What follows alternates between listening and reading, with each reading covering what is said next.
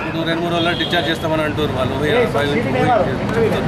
చెప్తే మాకు అనుకూలంగా లేదు, ఇక్కడ మాకు ఇంటి వద్ద అనుకూలంగా లేదు, మాకు నడవదని నేను చెప్తాను.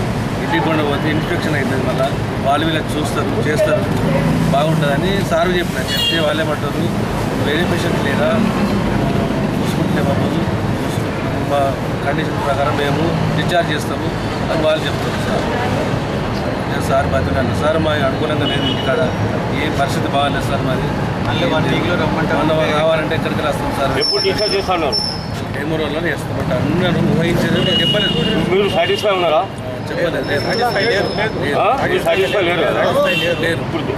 దానికోసం ఏం చేయాలి? హెల్ప్ ఏమన్నా కావాలా? ప్రభుత్వం హెల్ప్ చేసి మొత్తం తగ్గేదాకా ఇక్కడనే ఉంది. మొత్తం అనుకూలంగా మాకు చేస్తామని హామీ ఇచ్చారు వాళ్ళు.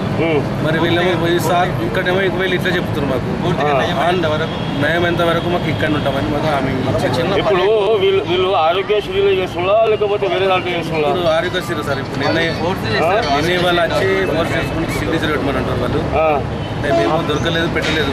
మా అమ్మ కూడా పెట్టలేదు. పెట్టకపోతే సపరేట్గా ఊకుంటున్నాం. పెట్టకపోతే సార్ కార్లో ఖచ్చితంగా చేస్తామని చెప్పాము. మనకు అనుకూలంగా ఏం లేదు. ఇప్పుడు మేము పోతున్నాం బయటికి వెళ్ళి పేషెంట్ ఇన్స్పెక్ట్ అయితే పోము కదా అని మేము. ఇప్పుడు మీకు ఏమైనా ఇప్పుడు ప్రభుత్వం నుండి ఏమైనా సాయం అందిందా? ఇప్పుడు ఇంతవరకు ఇప్పటికైతే మీడియా వాళ్ళు చెప్పి అందలేదు, మాకైతే ఏం అందలేదు.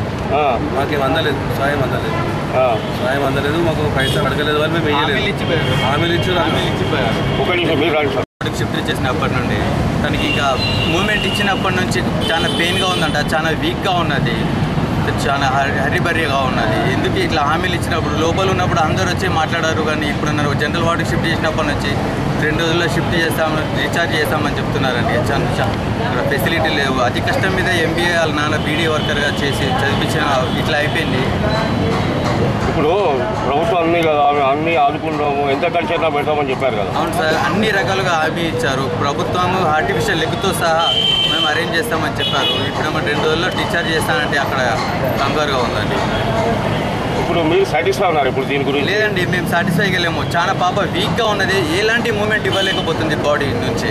అలాంటి టైంలో ఎలా డిశ్చార్జ్ చేస్తారో నాకు అర్థం కావట్లేదు. చాలా పాప హెల్తీగా చాలా ఎలాంటి పెయిన్ లేనప్పుడు డిశ్చార్జ్ కావడం మంచిది అనుకుంటున్నామండి. ఆరోగ్యం బాగేంత మొత్తం పూర్తిగా క్యూర్ అయ్యేదాకా చాలా కాళ్ళు లెగ్ను రిమూవ్ చేశారు కదండి, అక్కడ మాంసం మందిగా గట్టిగా పడాలి.